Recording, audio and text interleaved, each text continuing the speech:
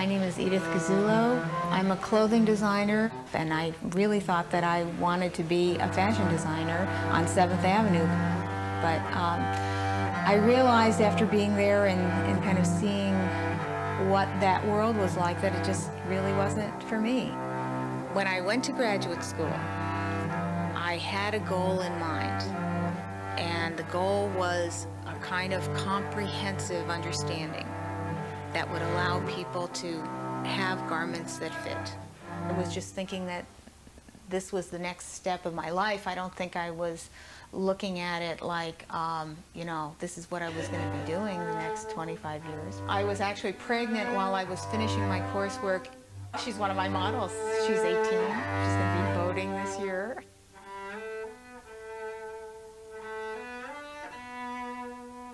I didn't realize at the time this was my life's work.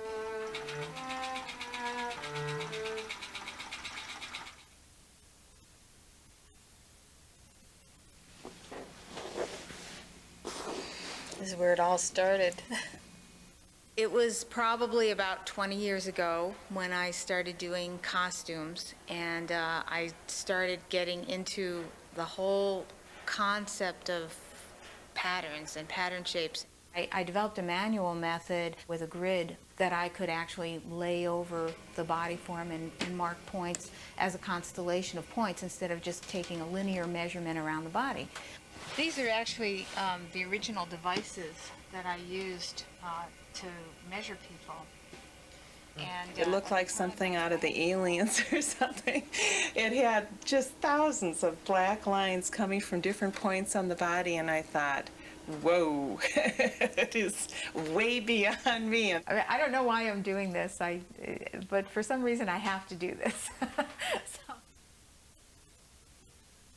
The idea of two women showing up at a party wearing the same dress and how embarrassing that was is something that, we don't think about anymore because we know that there are thousands and thousands and thousands of everything that we buy.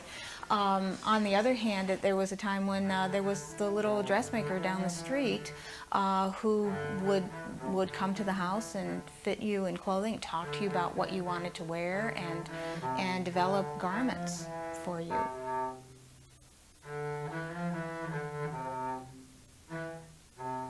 I think it's very demoralizing to take 24 pairs of pants into the fitting room and walk away without anything that really fits.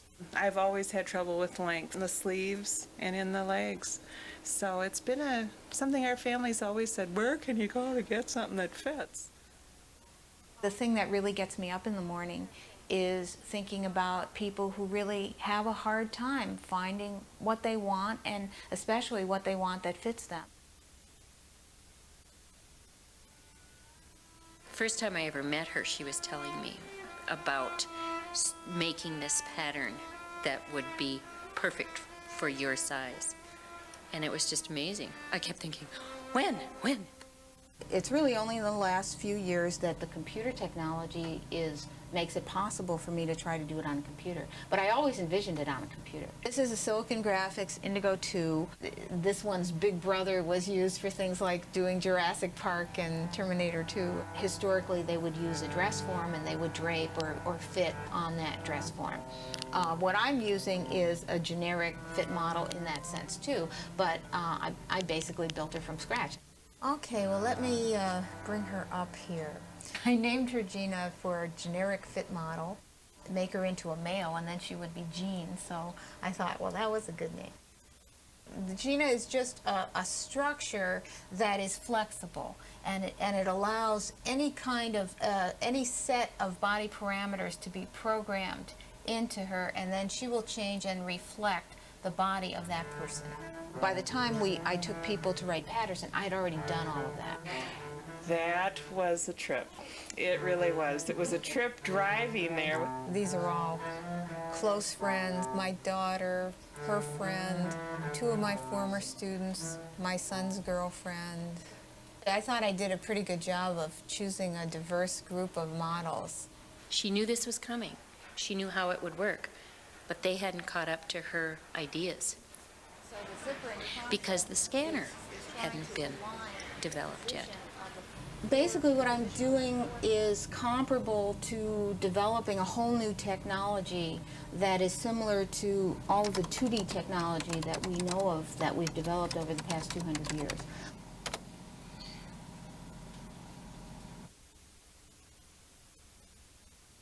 Hello, I'm Major Jeff Hoffmeister. We're here at Wright-Patterson Air Force Base today. A brand new technology to the world, basically. It's the first whole-body scanning device that can capture the shape of the whole human body in one scan. We've been waiting for scanning technology to get here so that we could derive the 3D geometry of the body and be able to extract the information that we need so that we can bring it into our model. So this is quite a moment for me. Oh, it was the only one. It was 3 weeks after it was delivered to Wright-Patterson. It was the first functional full-body scanner in existence.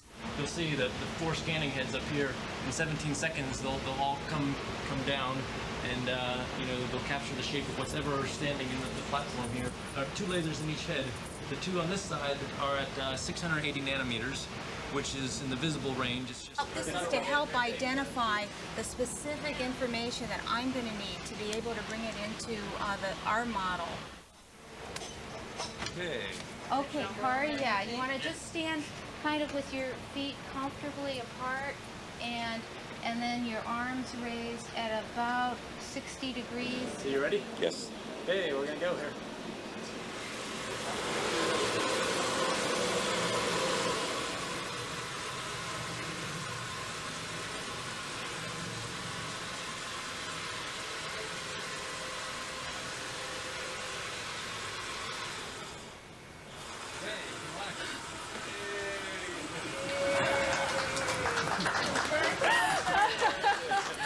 It looked so simple for what it could do. 2 heads, opposite, so there were 4, and they went down and came up. Information going out to the computer. It was just amazing. Oh, wow. That is too true.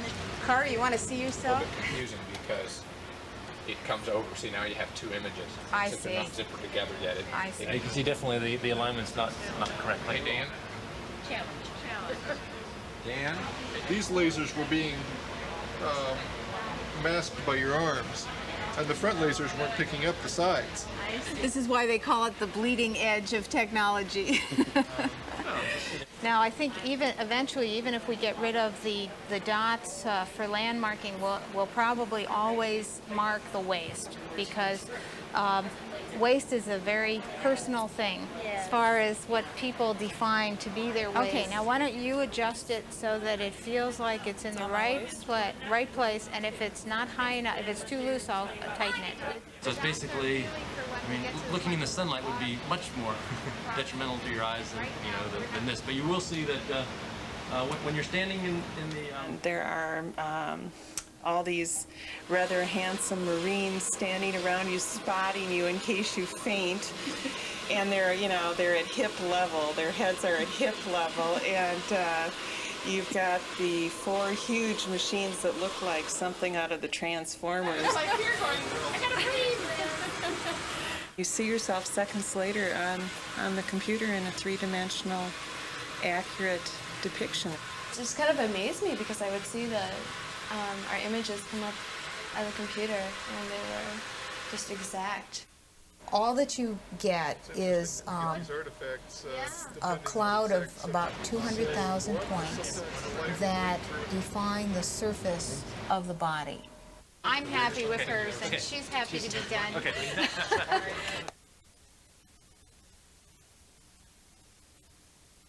I had to figure out, all right, how am I going to extract all this information from the scans? This is the data that we actually collected from the body scan itself. This is Lizzie. If you can imagine the data points as just being just a set of dots. What I needed to do then was to take these body scans and then to, in a sense, rebuild my model within the cloud of data points. We're on the leg right now. This set of macros then actually measures everything and writes a file that I can read in the CAD system. Now we're on the necks, all the neck cross sections. Then the arms, then the legs. This is the output. It's just a list of 800 variables with the new amounts in the format that the CADS5 program can read. Part of the reason for having it visible is because it took me so long to write these macros. I kind of like to watch it.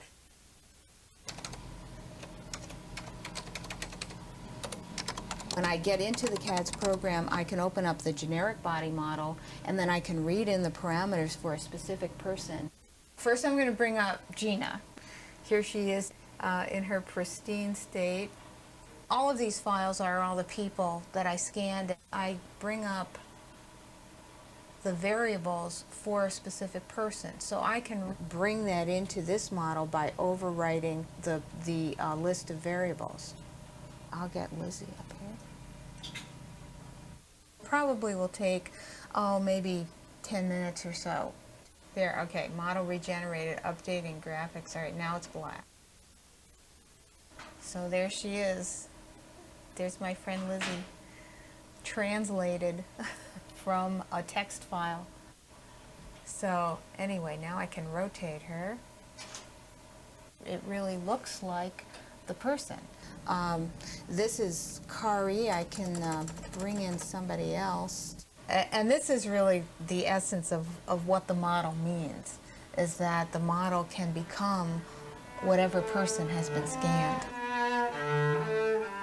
One of the things that I kept in mind in working on the model was not just being able to capture the known variables of body form so that I could reproduce that form in the model, but also providing a structure for myself for building garments.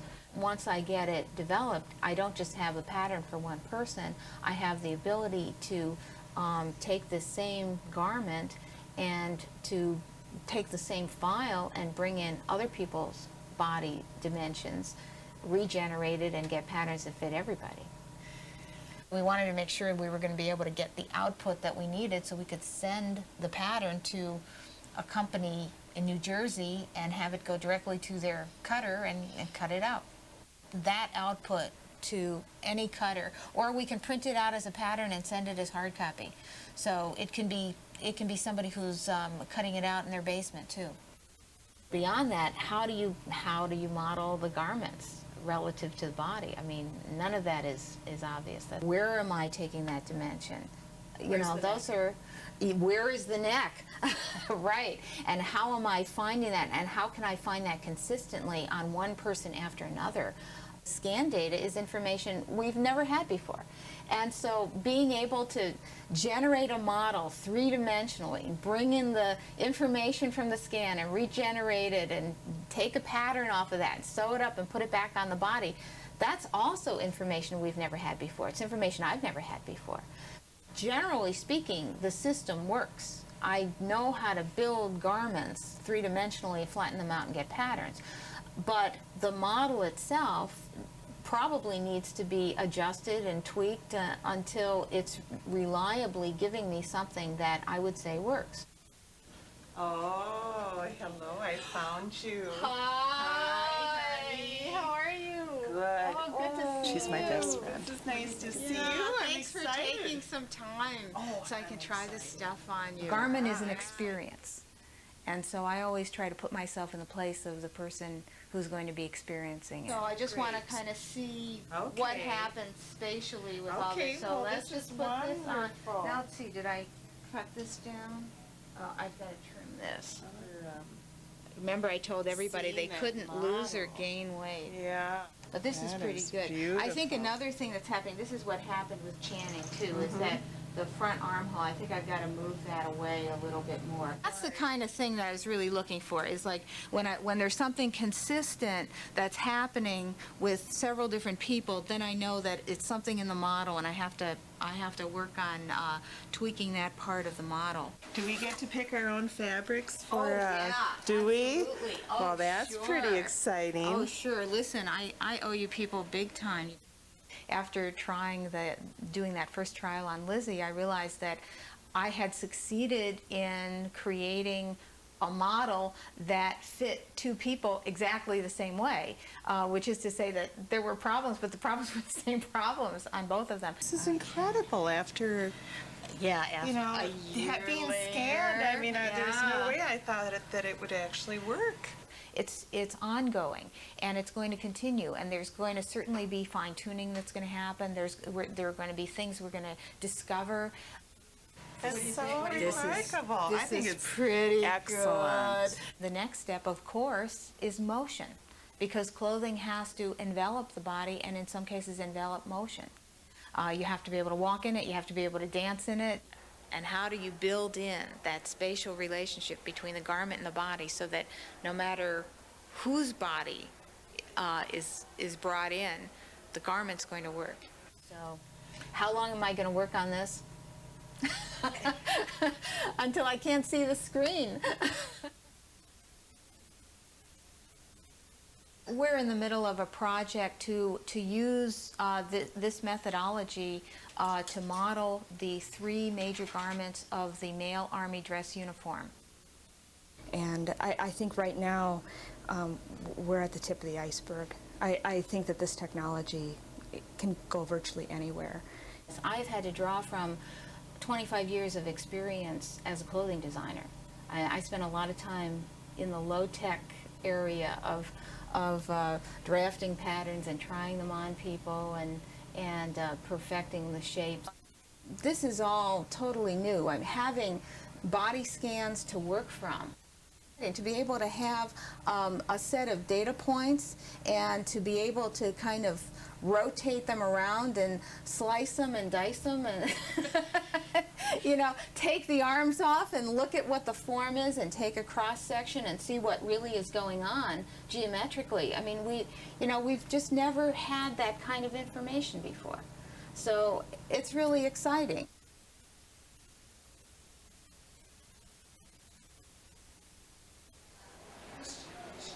I was walking by the Mall of America and I saw coming soon, the custom foot. So we wrap the ankle so that we cover up the ankle so it doesn't get picked up. And you actually get to take a picture of the bottom of my foot. That's correct. Okay, and there's the image of the foot. I think what they're doing, it's not an actual 3D scan. What they're actually getting is an image of the bottom of the foot, so it's actually two-dimensional, and then they take some manual measurements to get the 3D part.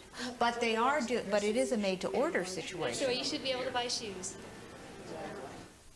There are about 12 different companies worldwide that are working on body scanners, and we're in contact with most of the people who are working on this technology. Our technology really takes up where the body scanner leaves off. I was thinking what an innovation this was going to be for home sewers, because it will, if you're a sewer, you understand why the patterns are so bad. If they had an option, they would be complaining or they would be saying more about it, but they don't think there's anything that can be done, so they just take what's out there and wear it. And I've always had problems with my feet, so getting a comfortable pair of shoes is important. I'm on my feet a lot. So that's why I'm here. I don't mind spending money to get a good fit. It'd be great. I can flip through a catalog and buy shoes and not have to worry about it. And you're going to send them to me and they'll fit.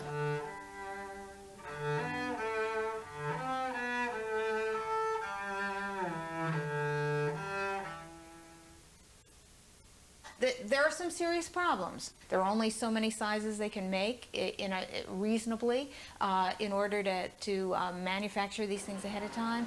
Stores can only inventory so many sizes, so many styles, and the whole thing is very limiting for everybody. But I think if we can get to the point where people can have a made-to-order situation, then every garment that goes through the assembly line is already sold.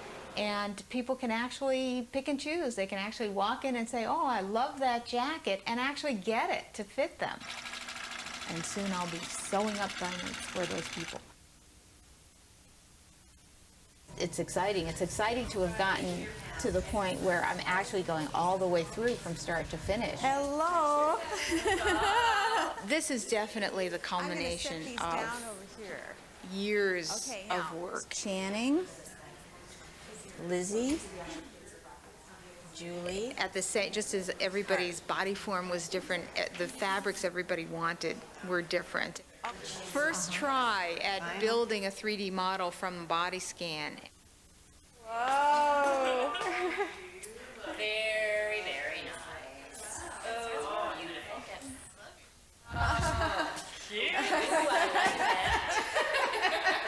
It's really fun for me to see these garments on all of these different bodies.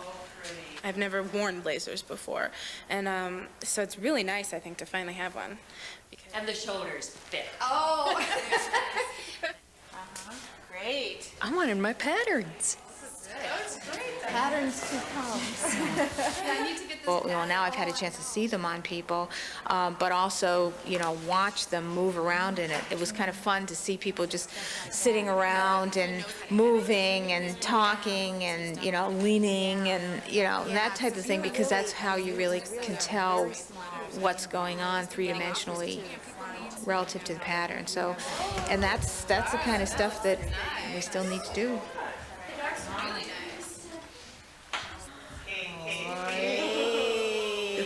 It's hard to believe, actually. It really is. That this is from the laser scan down in the Wright Air Force Base.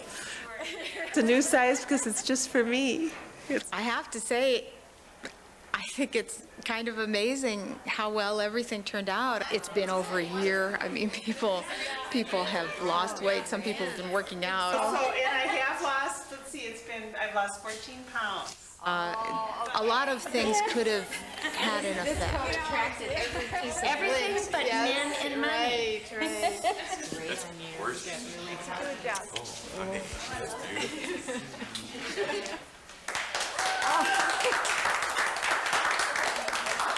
I wanted to be able to do the work that was needed so that people could have garments that fit them.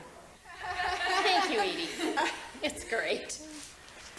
In my mind, it's proof. It's proof of concept. There's a path. There's a path. It works. Oh, that's fine. That's fine. Okay, here we go.